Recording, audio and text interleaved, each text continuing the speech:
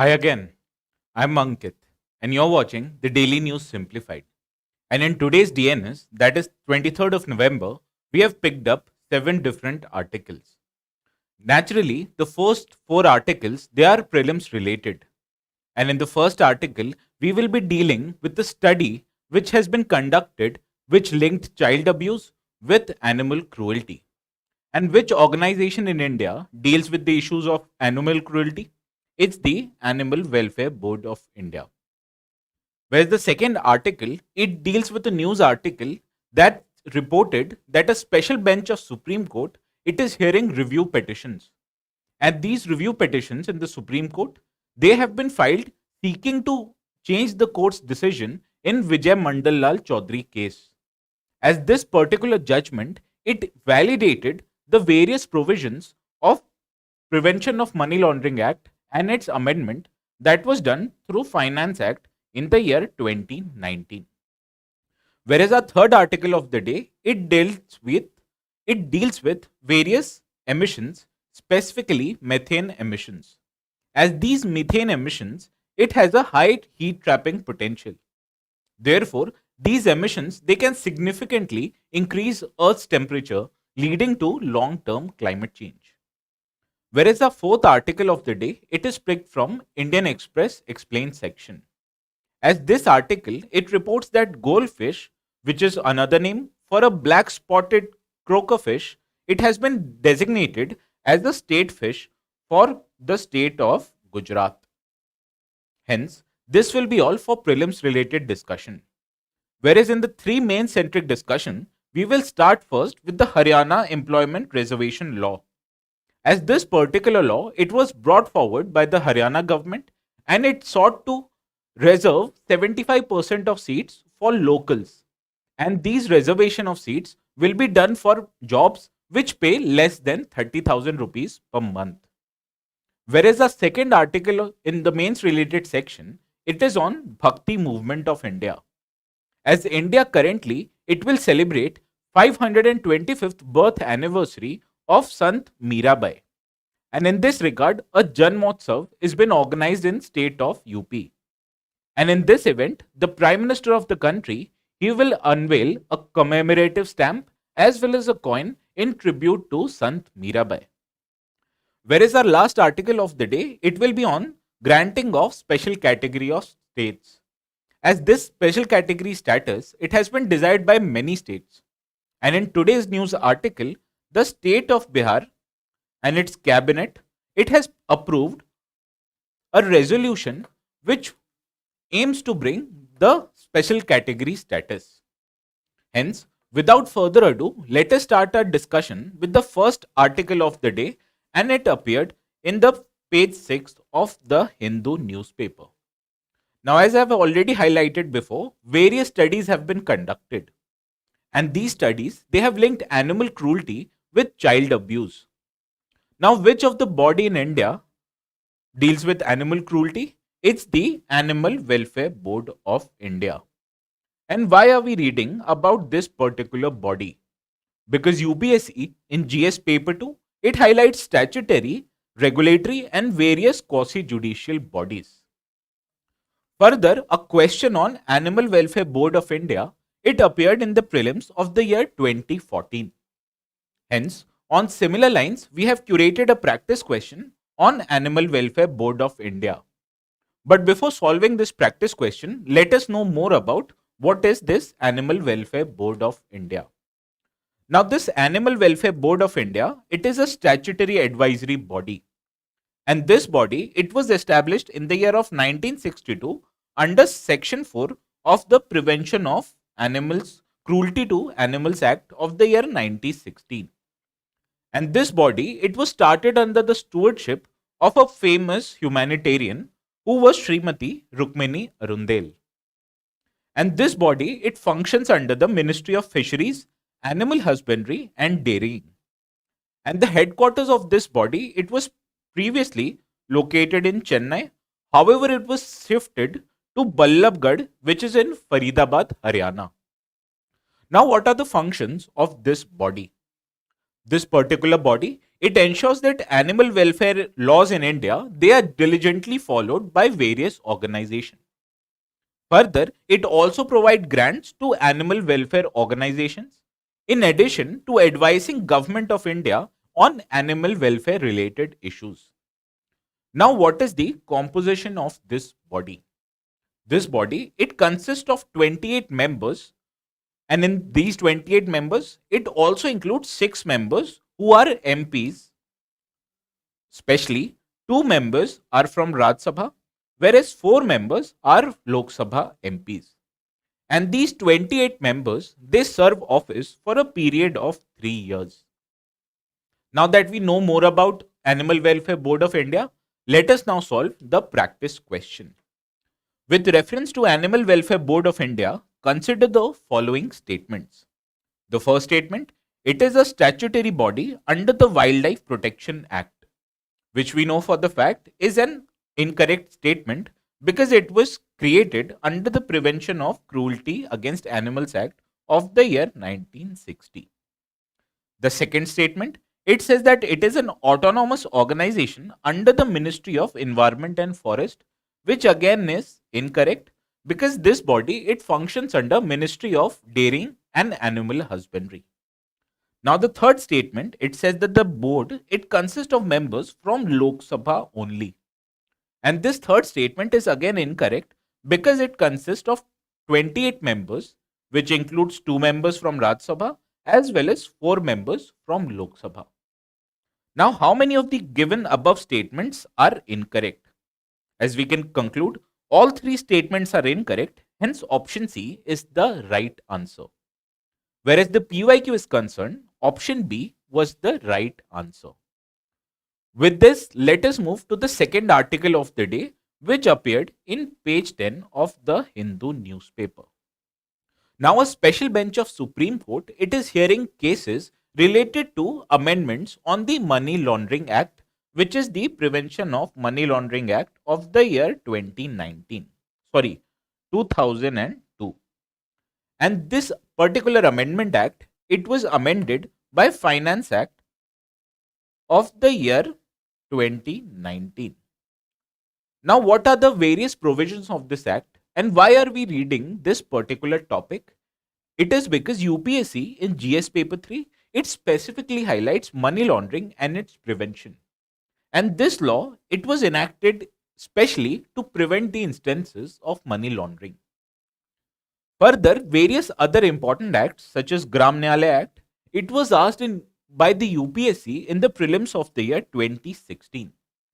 Hence, various acts, they are important from prelims point of view, and therefore we have created or curated this practice question on PMLA. But before solving this practice question, let us know what were the recent amendments that were done to this PMLA Act.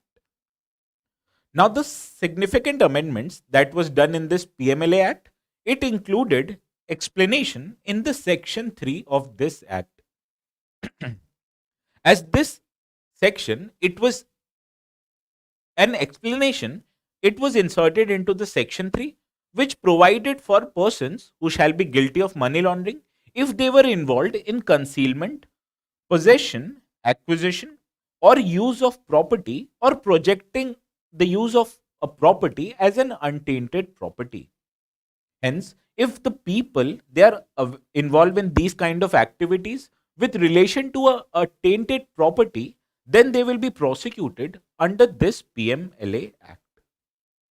Further, people who enjoy proceeds of crime, the definition of this proceeds of crime, it was expanded by this particular amendment. Further, as long as people, they are guilty of this enjoying the proceeds of crime, they will be prosecuted under this PMLA Act. Further, the nature of the offences under this PMLA Act, it was made cognizable and non-bailable in nature, which again has been highlighted as a very stringent procedure. Also, the burden of proof on this particular kind of cases, it now has been shifted on the accused, and the accused, it is not presumed innocent until proven otherwise. Further, it also broadens the section 17 and 18 of the act, and it provides that no FIR is needed in case a law enforcement agency needed to arrest a person in allegations of prevention of money laundering. Now that we have discussed the amendments, let us now solve the practice question. With reference to Prevention of Money Laundering Act, consider the following statements. The first statement, it says that the arrest under this act can be made in absence of first information report. Now that we have understood that this amendment, it broadened the section 17 and 18, thereby making the first statement correct. As there is no need for an FIR to arrest a person who is accused of money laundering. Now, the second statement, it says that under this particular act, the burden of proof of innocence, it lies with the prosecution, which we know for the fact is an incorrect statement because with the recent amendment, the burden to prove your innocence has been shifted to the accused himself or herself. Now, which of the statements given above are correct? And from the above discussion, we can conclude only statement 1 is correct, thereby option A is the right answer. Whereas PYQ is concerned, here the correct answer was option B. Now let us move to the third article of the day, which appeared in the Science and Tech section, which is the last page of the Hindu newspaper. Now in this article, it reports that the COP28, it will be held in the city of Dubai. And in this particular meeting of UNFCCC, the focus will be on greenhouse gases, particularly carbon dioxide as well as methane. As these greenhouse gases, they have a significant global warming potential. Now, why are we discussing this particular question? It is because UPSC in Prelims of 2019 asked question related to important gases. Hence, we have curated a similar practice question on methane. But before solving this question, let us know more about what is this methane gas. Now, this methane gas, it is a colorless, odorless gas which is flammable in nature. Now, our atmosphere, it is abundant with this particular methane, and it acts as a greenhouse gas which contributes to increase in global warming. And this particular gas, it is the second largest contributor to climate change, and it accounts for about 16% of global warming. Now this methane, it resides in the atmosphere for a period of 12 years, which you can see is somewhat less than carbon dioxide, which can stay in the atmosphere for up to 200 years. Whereas on the other hand, the global warming potential of methane, it is 21 times more than that of carbon dioxide. For example, for every ton of methane that is in atmosphere, it creates 21 times more global warming than a ton of carbon dioxide. Now, what are the sources of methane emission in the country or in the entire globe? Now, 60% of total methane that exists in atmosphere, it has been emitted due to human activity. And in this human activity, agriculture, it is the largest or biggest emitter of methane. Whereas on the other hand, energy sector, especially the coal, oil and gas sector, it is the second largest emitter of methane. Also, household waste which are there in the atmosphere, it also emits methane, and it also a significant contributor for worldwide methane emissions. Now that we know more about methane, let us now solve the practice question. The first statement of this practice question, it states that the global warming potential of CO2, it is higher than that of methane. Now, as I have already highlighted, the global warming potential of methane is 21 times more than that of CO2. Hence, this statement is incorrect. The second statement, it says that the methane gas, it stays in the atmosphere for a longer duration than that of CO2. Now that I've already highlighted, that methane, it stays in the atmosphere for about 12 years, whereas on the other hand, CO2, it can stay in the atmosphere for up to 200 years. Therefore, the lifetime of methane, it is less than that of CO2, which makes second statement also incorrect. Now the third statement, it says that the energy sector, it is the largest source of anthropogenic methane emissions. Now, as I've already highlighted, it is the agriculture sector which is the largest emitter of methane, and energy sector, it is the second largest emitter and not the largest emitter. Therefore, third statement is also incorrect. Now, this question, it asks us to identify how many statements given above are correct. As we can safely say, none of the statements given above are correct. Therefore, option D is the right answer. Whereas PYQ is concerned, here also option D was the correct answer. Now let us move to the last prelim centric article of the day, which appeared in IE or Indian Express explained section. Now this article, it highlights that Ghol fish has been declared as a state fish for the state of Gujarat. As Gujarat, it is one of the India's largest exporter of fish. As in the year of 2021 and 22, Gujarat total fish production was estimated about 8.74 lakh tons, which was about rupees 11.22,000 crores, lakh crores, crores. Now, out of this total production, Gujarat, it exported fish worth 2.3 lakh tons, which amounted for about rupees 5,233 crores. Hence, any fish, it is important from the state economy's perspective. And why are we dealing with this article? Because important species, be it plants or animals, they have been asked by UPSC before, especially in the year of 2016, where you can find a question on red sanders. Hence, in similar fashion, we have curated a question on black spotted croaker, which is an official name of this Ghol fish. But before solving this question, let us know more about this Ghol fish. Now, the IUCN status of this fish, it is stated as a near threatened species. Now, this fish, it is primarily used for two purposes. First, it is an important delicacy item because it has a taste. Hence, this item, it is in great demand, especially in Middle Eastern markets as well as European markets. Further, this fish, especially its air bladder, it is used for medicinal purposes and it is in high demand in Asian countries like China, Hong Kong, as well as other important Asian nations.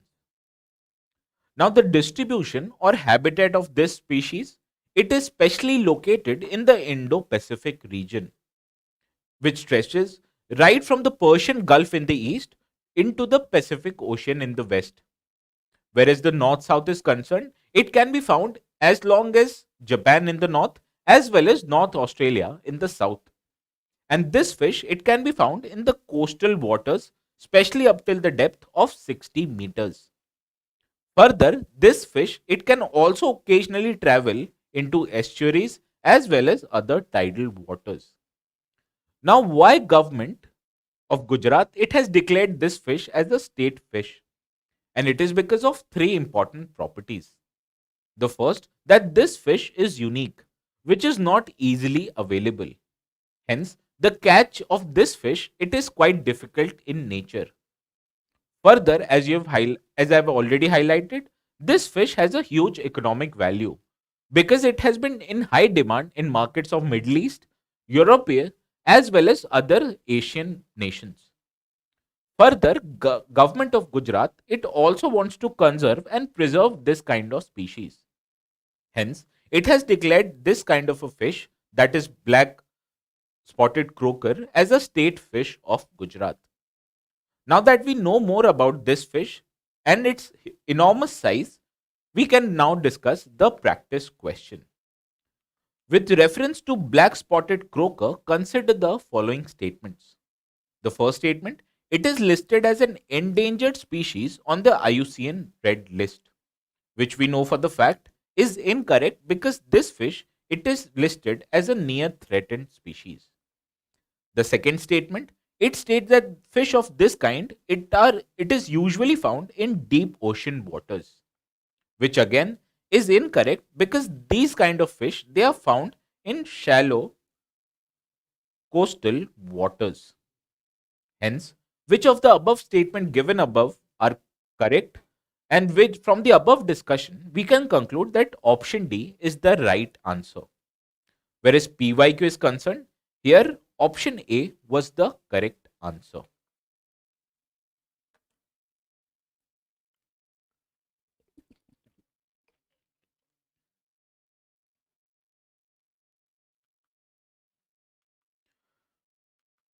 Now, before moving into the mains related discussion, let me first tell you the first article in this mains related section.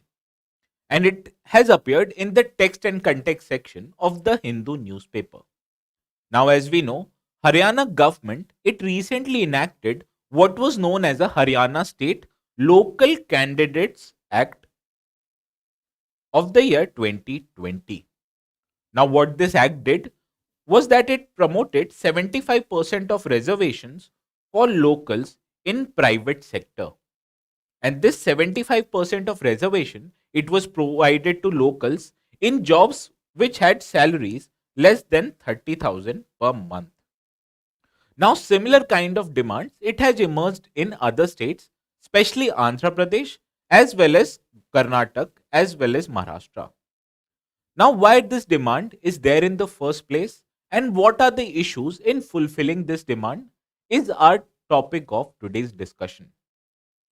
Now, before moving into what are the challenges in implementation of this law, let us know more about why this demand has emerged in the first place. Now, there are many reasons behind rise in such a demand for local reservation in private sector jobs.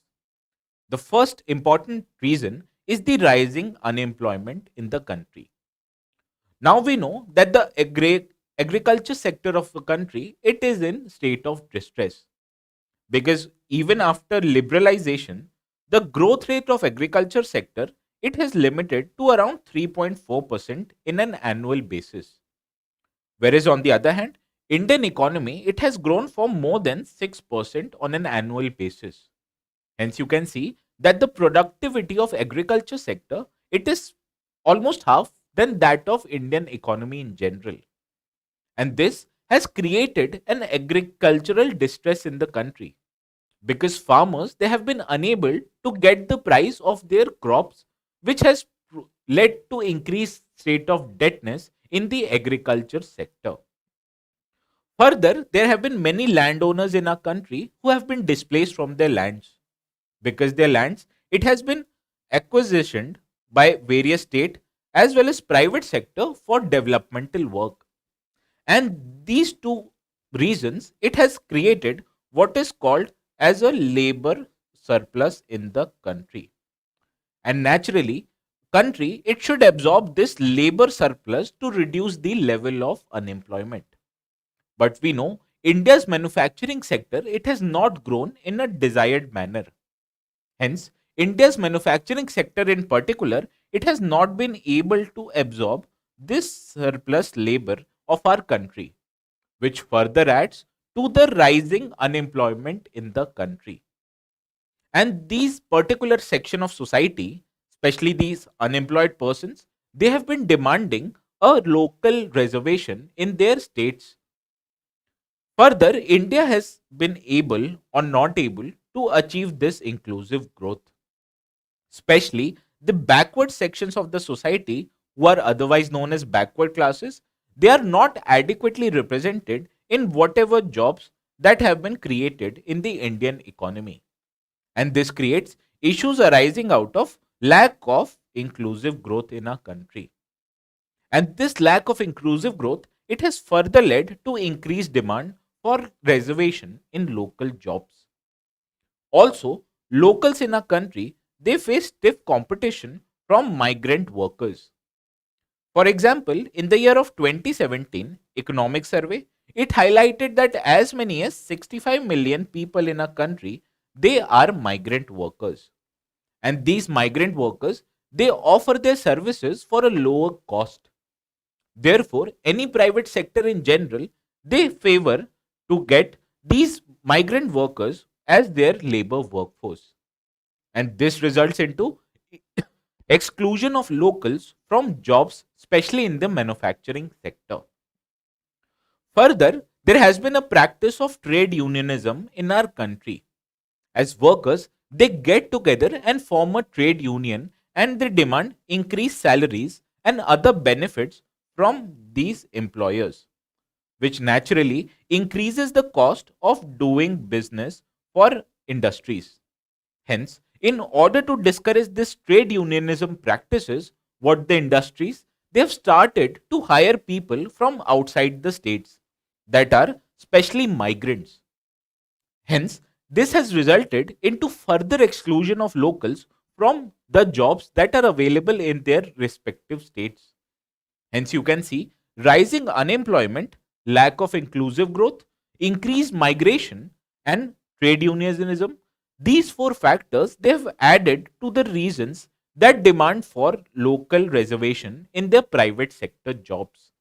And naturally, states such as Haryana as well as Andhra Pradesh they have enacted laws to bring these local reservation in private sector jobs. But as you've already read in the news, and naturally, which has been reported throughout this entire season, is that these implementation of these laws they have faced many challenges in our country. Now, what are the challenges or issues in implementation of such laws? We will discuss this in this particular slide. Now, the first challenge that any such local reservation law it faces is related to the constitutional validity of this particular law. For example, High Court of Haryana and Punjab it only recently invalidated the Haryana government's reservation law which provided 75% of reservation. Now, what was the basis of declaring this law unconstitutional and void? In this regard, the High Court of Punjab and Haryana it highlighted that this particular local provision laws it violated several articles of the Indian Constitution. On the first hand, it violated Article 19 of the Indian Constitution. As this particular article it provides for right to freedom of speech and expression. And there are various subsections in this particular article. For example, Article 19, subsection 1 and subsection D, it ensures the right to individual to move freely throughout the country. And according to the High Court, this particular article it was violated by a local preservation law. Further, Article 19, subsection 1 and subsection G, it provides an individual right to profess any profession in our country. And hence, when you prevent an individual from seeking jobs in a particular state, it also restricts the application of Article 1, subsection G of this Article 19. Further, Article 19, subsection 5, it provides for imposition of reasonable restrictions by the state. And these reasonable restrictions, it can provide in interest of general public, especially with relation to scheduled tribes. And the High Court in this regard, it held that the reasonable restriction that was local reservation, it was not reasonable, rather it was unreasonable in nature. Further, Article 19, subsection 6, it provides for technical requirements. Hence, state can impose restriction based on these particular technical requirements. However, the Punjab High Court, it highlighted that the imposition of restriction, especially local reservation, it was a domicile related requirement. Hence, this particular local reservation, it failed to achieve the parameter of technical requirement. Thereby, it went against the provision of Article 19, subsection C 6 of this particular constitution. Further, what such law does is that it creates a difference between local residents, that of Haryana, and other migrant residents. And in this regard, the High Court it held that it violated the various principle, that is fraternity, that is enshrined in the preamble of the Indian Constitution, as it creates a social distinction in the society itself, which goes against the common notion of universal brotherhood. Further, there's an Article 35 in the Indian Constitution, and this particular article it states that the Parliament it can enact a reservation under Article 16 subsection 4 of the Constitution, and it can limit the application of this act based on the requirement of a particular residence. Hence, you can say that a local reservation of job it can be cited under this particular article because it favors difference with relation to a residence of an individual. However, it is also important to note that it is the parliament, not state legislature, that can enact such bill. However, this Haryana Act it was enacted by the Haryana state government legislature. Hence, the High Court it highlighted that it went against the provision of Article 35. Further, it also violated the Article 14 of the Constitution because this particular article it favors right to equality. Hence, this particular provision, that was local reservation, it violated the right to equality between an individual in the country. Further, there are also economic rationale against the implementation of this particular act. For example, while implementing these act, officers of the state they needed to carry inspection of different industries in order to find out whether these industries they are implementing local reservation provision itself. And in this regard, the High Court highlighted that such local reservation requirement and inspection by state it will create an atmosphere of Inspector Raj, which went against the policy of the government that sought increased liberalization. Further, these requirements, such as imposition of local reservation, it will make difficult of availability of required labor. Further, it also stifles the labor market in the country, thereby making investments difficult in our country.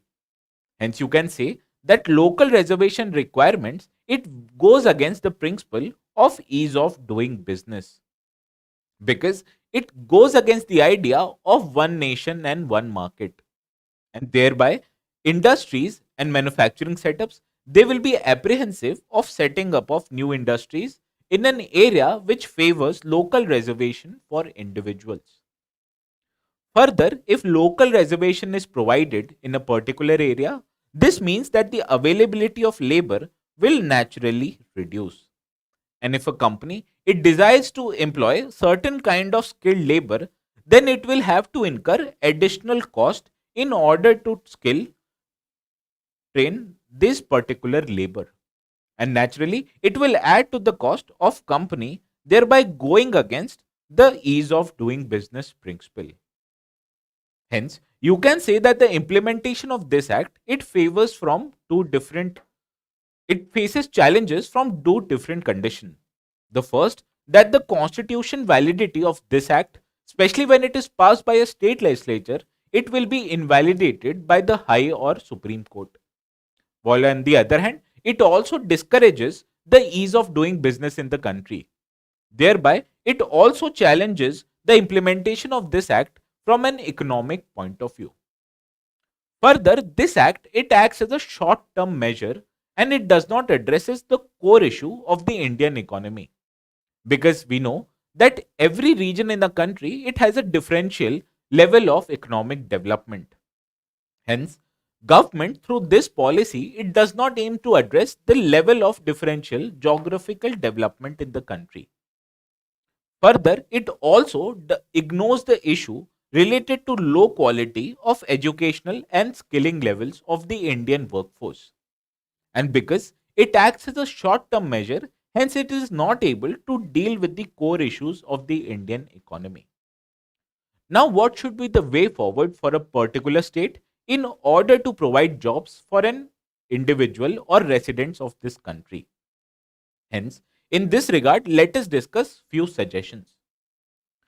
The first suggestion in this regard, it is related that states it should rather take an incentives route in order to promote hiring of locals in the private sector jobs.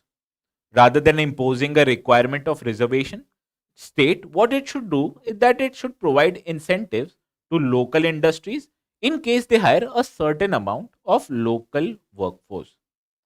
And this will create a positive environment in the Indian economy and states economy in general. Further, what we should do or what a state should do is that it should create an enabling environment in our country.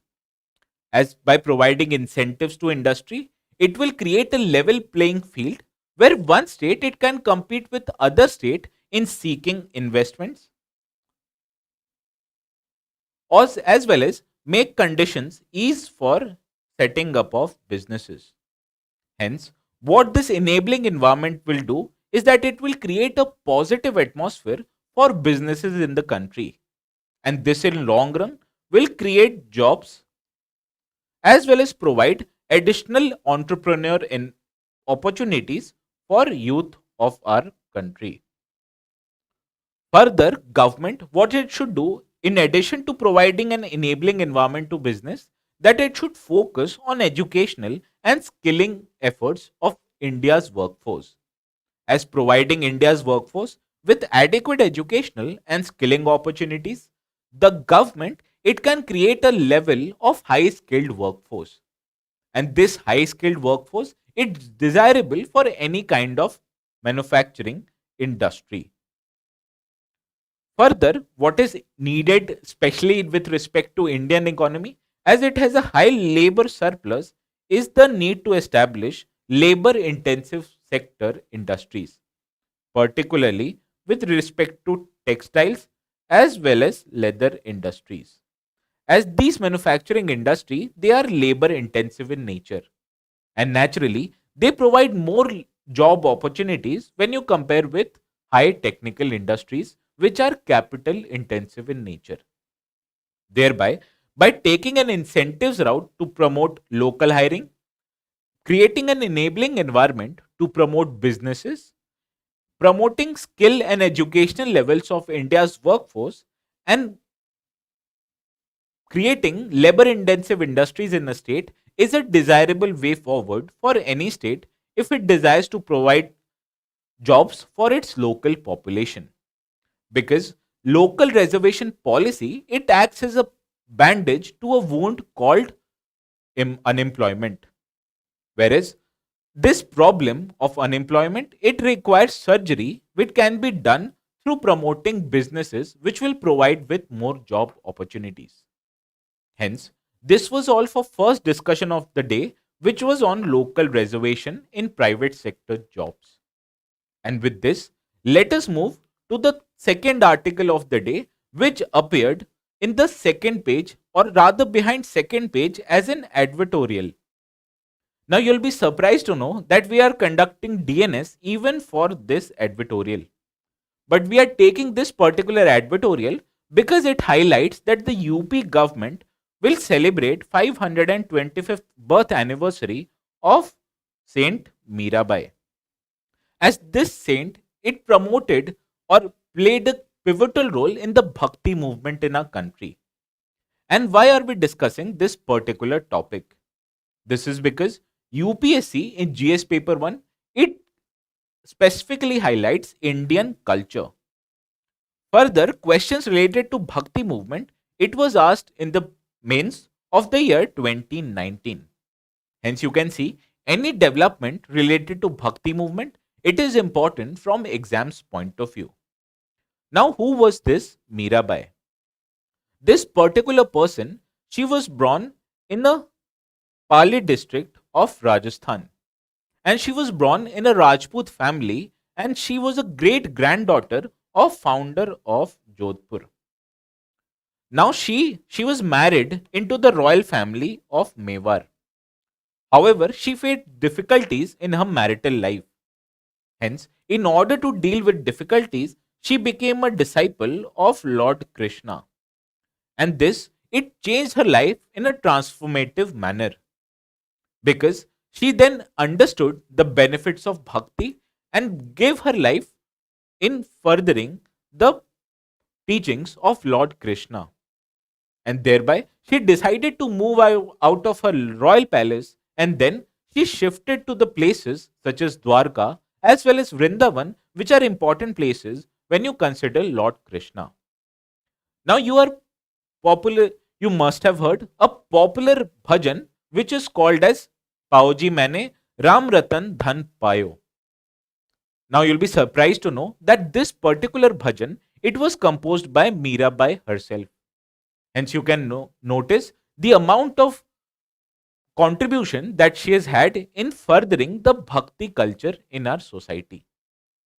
Now what is this bhakti movement? Let us understand this in the next slide. Now this slide in particular, let me understand or let me tell you the spread of bhakti movement in the country. Now bhakti movement, it originated in 6th and 7th century in the area of present day Tamil Nadu, where sections of society, especially the Alvars who were Vaishnavite as well as Nayanars who were Shivite in nature, they provided or gained prominence in the society of then Tamil Nadu. And this was the origin of bhakti movement in the country. Then this bhakti movement, it spread in the area of Kannada region, especially with relation to Lord Baswana. And this was during the period of 12th century. Because Lord Baswa, along with his disciple such as Alama Prabhu, they provided or furthered a rich literary tradition which was known as Vachan Sahitya. And this Vachan Sahitya, it conveyed a profound observation related to both spiritual as well as social aspects of then Kannada society.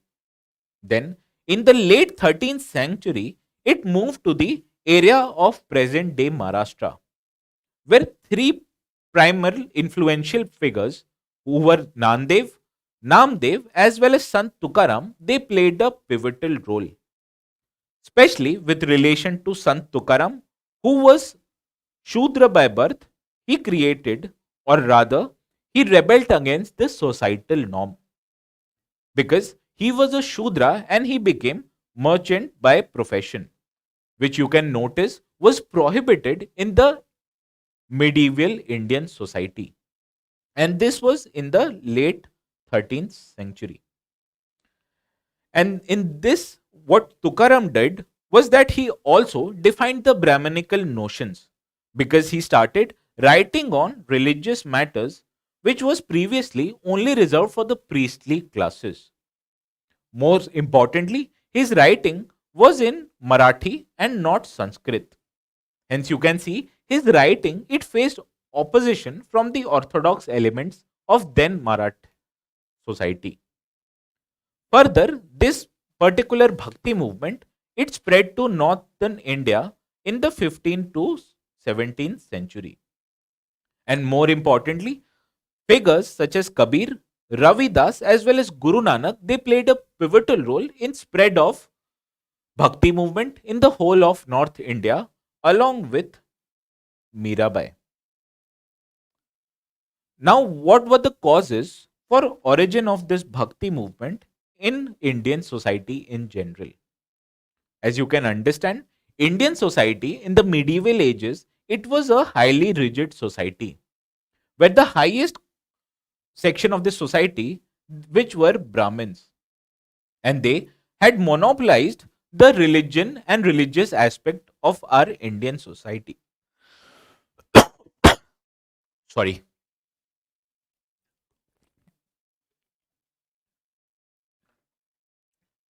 Now, as you can understand, this rigid social structure of Indian society, which was heralded by Brahmins at the top, it excluded the other section of Indian society from conducting religious practices. Hence, Indian religious system, it categorized especially with irrelevant rituals as well as blind faith. Further, what people of India, especially the lower strata of the society, they were looking for some simple way to foster reconciliation with the God, which they were unable to do so in the case of social rigidity. Hence, this simplicity it was provided to them by the Bhakti movement itself, because Bhakti movement it favored a both, as previously an Indian individual, especially an Hindu, he needed to practice his religion by understanding the complex philosophy of Vedas and Upanishads. And naturally, only the Brahmins, that were the priestly section of the society, they were able to read these scriptures. Hence, the lower strata of the society, they felt excluded from the religious connection that they can be understood with. Hence, what they wanted and was a simple religious culture. And this simple religious culture, it was provided to them by the Bhakti saints. Further, there was a spread of Sufism in the Indian society, especially in the early 11th to 12th century. And saints such as Moinuddin Chishti allowed as well as Nizamuddin, what they favored was a conciliatory approach between Hinduism and Islam. Further, this spirit of reconciliation it also encouraged Hindu reformers to undertake reforms in this religion. And this reform it wanted to end the social rigidity that was prevalent in the Indian society. Hence, the condition was ripe for spread of Bhakti movement in the country. Now, what are the features of Bhakti movement that has led to its popularity in general? First, im- now Indian, especially in Hindu mythology, there are multiple gods, and hence Hindu mythology it is polytheist in nature. Because a Hindu he can worship multiple gods at the same time. Whereas on the other hand, what Bhakti movement did was that it provided monotheist approach to religion, because it aimed to unify the spiritual practice and a devotion in just one God. And this simplified the religious practices in general, because now devotees they were encouraged to submit themselves in entirety to just one God. And this increased the level of spiritualization in the Indian society. Further, how earlier what a Hindu needed to do was that he had to involve a member of a priestly class, and this priestly member will conduct certain rituals. Whereas on the other hand, what Bhakti reformers tried to do was that they acknowledged the role of gurus. As these gurus, they acted as mentors and perceptors and helped the individual as a guiding light to achieve their path of salvation. Hence, you can say that it simplified or rather reduced the prevalence of priestly class in the society by making the rituals most simplified and easy to access in nature. It provided them, especially the lowest strata of society, with a increased salvation and a direct approach to the God himself. Further, Indian society back then it was socially rigid in nature, and it generally related to social inequality. However, with practices such as common food as well as sitting down to listen to hymns in a common manner, it promoted a sense of universal brotherhood in the Indian society. Because a person who is involved in a bhakti movement, he will attend a bhajan or kirtan in addition to members of Indian society who can be of any caste.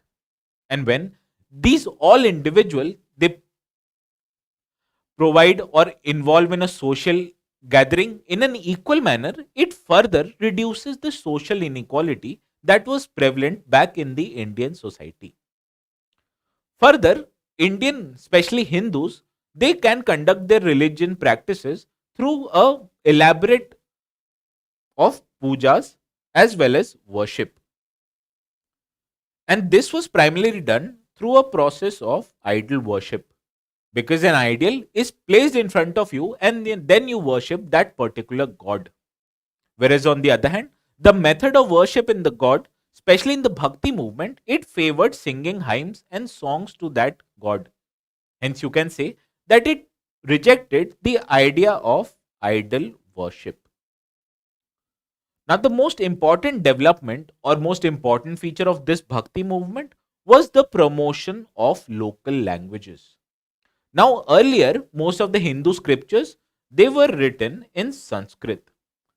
While on the other hand, as far as Islam scriptures are concerned, they are primarily written in Persian as well as Arabic.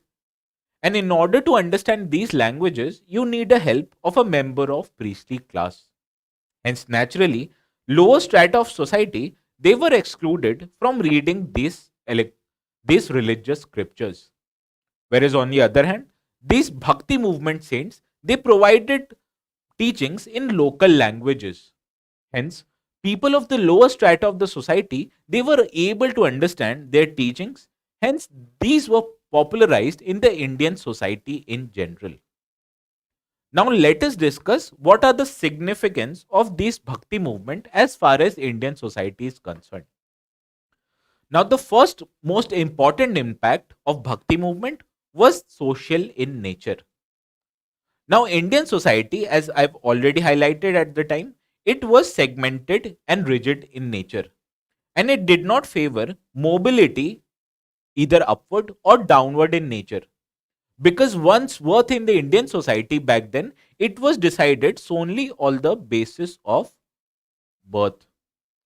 Whereas on the other hand, this Bhakti movement, it promoted a sense of equality and oneness in the Indian society. Hence, you can understand that the ideals of equality and fraternity, they came to be understood in the Indian society much before these ideals they were involved or inculcated in the Indian constitution. Hence, you can say that Bhakti movement has a profound social impact on Indian society. Further, this Bhakti movement, it also encouraged harmonious existence between multiple faiths in the country. Hence, you can say that it provided social harmony in the Indian society. Also, this Bhakti movement, it had a profound religious impact, because it awakened both Hindus as well as Muslims of the shortcomings of their particular religion. Because both of these religions, they were riddled by orthodoxy, ritualism as well as spiritualism. And this prevented the participation of general public in the religious affairs. And rather, what Bhakti movement did was that it opened the religious aspect to the all sections of society, hence increasing the inclusion, especially of the socially marginalized sections.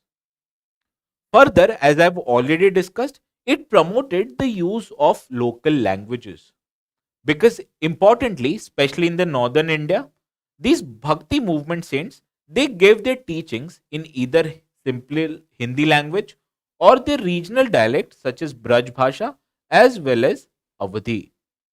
Hence, you can see by using the local language, the whole religious process, it became more inclusive, which allowed people from all walks of the society to participate and understand in the religious discourses. Further, what this Bhakti movement did was that it promoted moral values such as living life in a pious manner or promoting hard work or honest work. And this encouraged people to engage in social services, especially poor are concerned. And hence, you can say this Bhakti movement, it furthered humanitarian values, which furthered the notions of self control and hard and honest work. However, in hindsight, when you evaluate the impact of Bhakti movement on Indian society, we can say that it was able to achieve some level of reform in Hinduism as well as can have a certain impact on establishing religious harmony. Especially, it gave rise to Sikhism, and it also promoted a broad outlook in rulers like Akbar.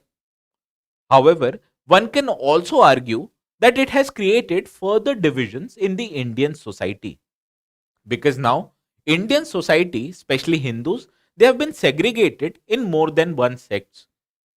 For example, there is a sect called Kabir Panthis, which is dedicated to the followers of Kabir.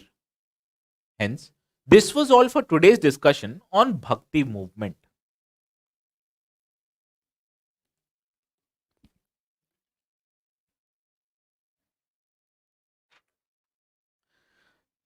Now let me move to the last article of the day, which appeared in page 4 of the Hindu newspaper.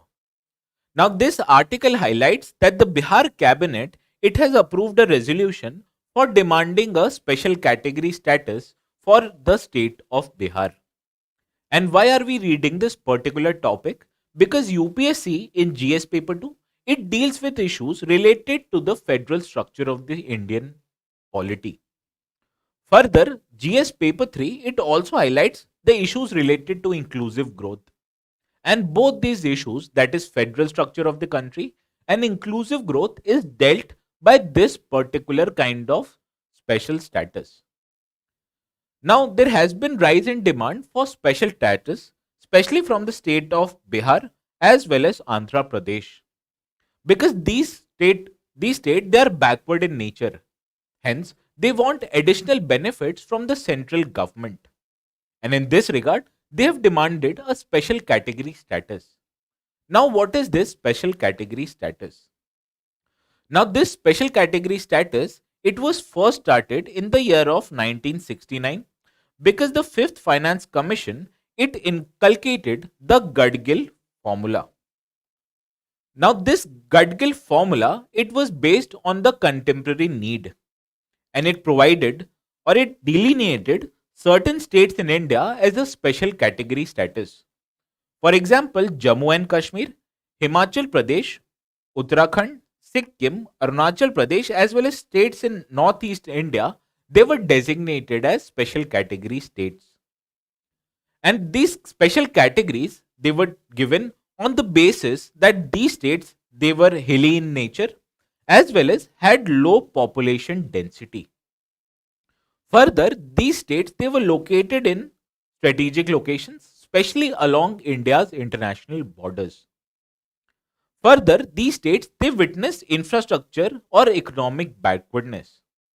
Further, the state finances of these states that were not viable in nature.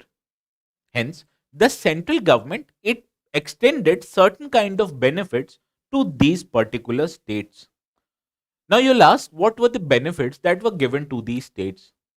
I've put a screenshot of this benefits in this particular slide, and these benefits have been now done away with, and it is not important from exams point of view. However, you can refer to these benefits after the discussion is ended. Now you should be confused, what is this special category status and how is it different from special status which is there in the Indian constitution. Now let me first highlight what is this special status which is there in the part 21st of the Indian constitution. Now this part 21st of the Indian constitution, it exists some special provisions to various states in India. Now, what is the basis of providing this special provisions to some states? First of all, under Article 371, the benefits, such as special benefits, they are provided to states particularly in order to meet the aspirations of people who reside in the backward regions of the country. Further, this special status, it also aims to provide protection to cultural and economic interest of tribal people who reside in these particular states. Further, these states, they also have a disturbed law and order scenario. Hence, this particular special status, it also helps deal with this disturbed scenario of law and order. Also, this special status, it also aims to provide the interest of local people. Now, there's a difference in this special status as well as special category status which was given by Planning Commission. Because first of all, this special status in the part 21st of the Constitution, it has a constitutional recognition. And this special status, it can be added or subtracted from the Constitution only through a constitutional amendment act. And naturally, this constitutional amendment act, it requires a special majority in the parliament. Whereas on the other hand, this special category status, it was provided by an administrative body called Planning Commission, and it was given basis on the recommendation of National Developmental Council, which functioned under this erstwhile Planning Commission. Further, there's also a difference between these two type of categories, because this special status, which is under the Constitution, it is political and legislative in nature, while on the other hand, this special category status, it is more economic, financial, as well as administrative in nature. Hence, these two type of statuses, they are quite different. Now you'll ask, what is the difficulty that the government is facing in implementing or giving this special category status to the demanding states? Let us discuss these challenges in the next slide. Now, first of all, Indian government, especially the union government, it extended special category status to some states. But now, when this demand has arisen in the Indian polity, the union government is of the opinion that if a state is backward in the nature, the union government, it is willing to provide funds to these states equivalent to this special category status. But it is not willing to recognize this or grant this special category status to these particular states. Now, what are the challenges in granting or giving this particular special category status in a current scenario? Now, the first difficulty is that earlier this special category status, it provided normal plan assistance, special central assistance and special plan assistance. However, with application of 14th Finance Commission report in the year of 2015, what the union government did was that it eliminated these kind of special plan assistance. Further, union government, it also abolished the Planning Commission. Hence, this Planning Commission itself, it was responsible for giving these benefits. Hence, it has removed the basis of providing this particular benefits itself. Further, in the following budget, that was year of 15 and 16, what the union government did was that it did away with the total benefits in general, because the special category status, which I have already highlighted, it also provides benefits in the accelerated irrigation benefits program. But with this particular budget, what the union government did was that it reduced the budgetary outlay for accelerated irrigated benefits program, which was earlier close to 9,000 crores and it was reduced to just 1,000 crores. Also, what the government is apprehensive of the fact that if it grants special category status to one particular state, for example Bihar, it will also invite demands for such status from other states such as Andhra, Rajasthan as well as Odisha. Hence, you can see, if a government, especially union government, it decides to grant a special category status for one state, it will lead to a domino effect where other states will also start demanding this particular benefits, which you can understand is a very political risky situation. Further, the criteria that was dissolved or evolved by the National Development Council earlier, it has been alleged that this criteria was arbitrary in nature, because earlier the special category status, it was not given to backward states such as Jharkhand as well as Chhattisgarh. And this particular kind of benefits, it was not well discussed in a public manner. And this benefits, it was given by an administrative body which did not have a constitutional recognition. Further, even after giving this benefits to 10 different states, there were no perceptible change in their levels of economic development.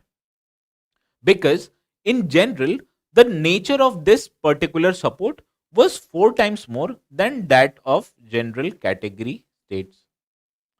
And despite giving numerous benefits, such as tax benefits or attracting levels of economic development, hence you can say that this incentives, it did not resulted into an increased economic growth in the special category status states. Hence, the natural answer should be what should be the way forward for the central government in general in order to reduce this demand of special category status which has arisen from different states in our country. Now, the first way forward and the most important part is to recognize that this special category status has been done away with. And as a result, the difference between general category states and the special category states, it has reduced. Hence, in this regard, the recommendations that were put forward by Raghuram Rajan committee in the year of 2013, it becomes very important. Because this committee, it favored designating a state as the least developed state, and it gave 10 different indicators which should be the basis of providing this particular category. Now, these indicators, they were all equally weighted in nature, and it included monthly per capita expenditure in a particular state, levels of health and education, household amenities, or the level of household amenities that are present in the average household, the levels of poverty rate in a particular state, with addition to levels of female literacy or the percentage of marginalized communities like scheduled caste and scheduled tribes in the state. Further, these 10 indicators, it also included the rate of urbanization, the levels of financial inclusion, and the state of infrastructure development or the physical connectivity in the state. Hence, you can say that when there are 10 indicators which are equally weighted in nature, this will provide a better indicator or a better parameter to judge a level or industrial or economic growth level of a particular state. And when a particular state, it falls behind in these 10 indicators, then that particular state can be extended benefits by designated them as a least developed state. Hence, what I can say that this was all for today's discussion in my Daily News Simplified. And with this, I'll ask the students to ask their doubts related to this particular session in their comment section below.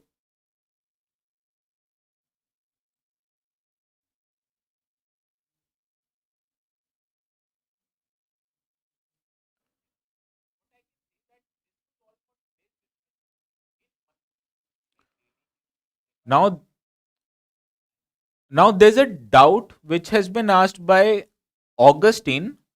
Sir, what is the difference between special category status and a special status? Now, Augustine, there has been a two kind of differences in the status that are given to different states. The first is a special status which is there in the Indian Constitution itself. Because Indian Constitution, it provides for part 21st in the Constitution which extends benefit to the various states, which is based more on political and legislative considerations. And this kind of benefit, it has a constitutional recognition. Whereas on the other hand, the special category status, it is extended or it was extended by an administrative body called Planning Commission. And these kind of benefits, that is special category status, it is more of economic or financial in nature. Hence, this deals with the administrative aspect and not political aspect of a particular state. I hope this addresses your doubt. And the second doubt is that what is the comparison of GWP of CO2 with CH4. Now, the comparison between let me go to that slide first. Now, I am assuming you are asking this particular comparison which is related to global warming potential. Now, as I've already highlighted, there is a difference between global warming potential of different gases. And this particular table, it highlights that the global warming potential of methane is 21 times higher with that of carbon dioxide. And what it means, that methane, for every ton of methane, it provides a 21 times more heating effect when you compare with emissions of 1 ton of carbon dioxide. Hence, you can say that the levels of heating that a methane gas provides, it is 21 times more than that of carbon dioxide. Hence, I hope this addresses your question between comparison of global warming potential of methane and carbon dioxide. Now, Tamanna, she asks a question, sir, what do we mean by technical requirements and domicile requirements under Article 19, subsection 6 of the Indian Constitution?